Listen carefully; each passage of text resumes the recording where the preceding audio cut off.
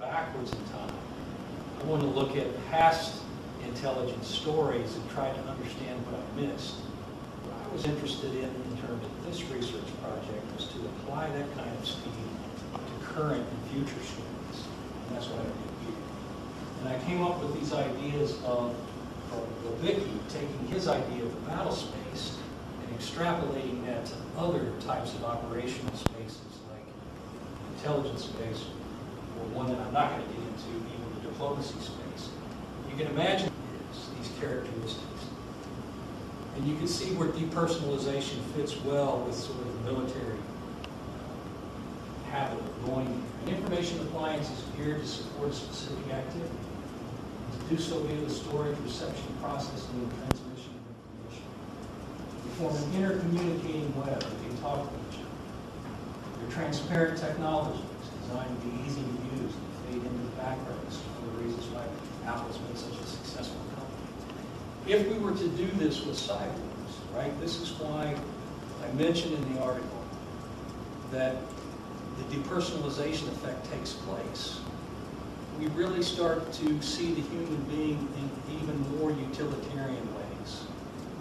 I don't really need to talk to that person that is the basis of this entity.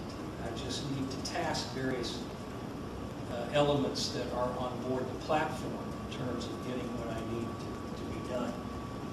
I'm very interested to talk to some of my friends like Tim and his law colleagues in terms of what the implications are for those outcomes in terms of person aspect. So this is the Battlespace as seen in how we operate in the national security community, the military community today, right? It's sort of a three-dimensional space, or if you add the dimension of time in it. If you start to put cyborgs into this operation, and we introduce exponential computational speed, that's where we really start to think about how we're blurring this being headquarters with what's really going on in the field. You don't really need this anymore. It's become sort of superfluous to the process. Here's the other case study. In the article, I move strongly to looking at what's happening in genetic technology. Because we all arrive at this thing called human enhancement. So we're talking about human enhancement here. What's problematic about it is that, and why do I look at this? Even genetic therapy, genetic technology, is ultimately a form of information technology. The difference is, instead of working in binary code, we're working in ternary code. But it's all information processing. So at the same time that we're talking about cyborgs and implantation here, this research continues to move apace in terms of ternary coding and biochemical types of technologies. But we're so far advanced here in a different way that we're not in this way with regard to information technology. We have a history in genetic therapy of when we start to talk about genetic enhancement, we marry that with public policy that takes on a very specific legal terminology known as eugenics. We don't have a corollary for that in terms of what we're doing in the information technology. We need to think about that.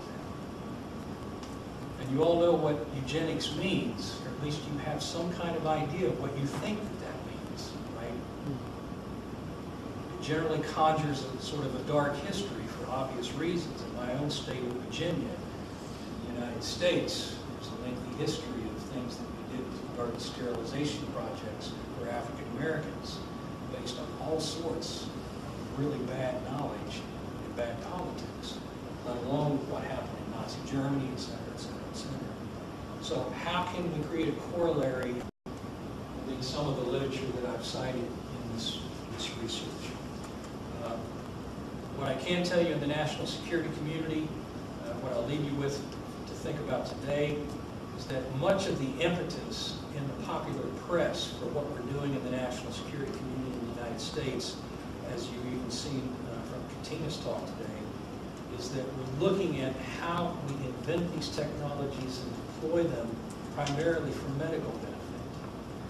There is obviously a great demand and interest and concern for soldiers who are coming back from kinetic battlefields damaged. And I'm using technical terminology here. We want to repair them. Yeah. We want to make them better, and everybody wants to make that happen. But the other side of that coin is the enhancement question, right? And that research is real too.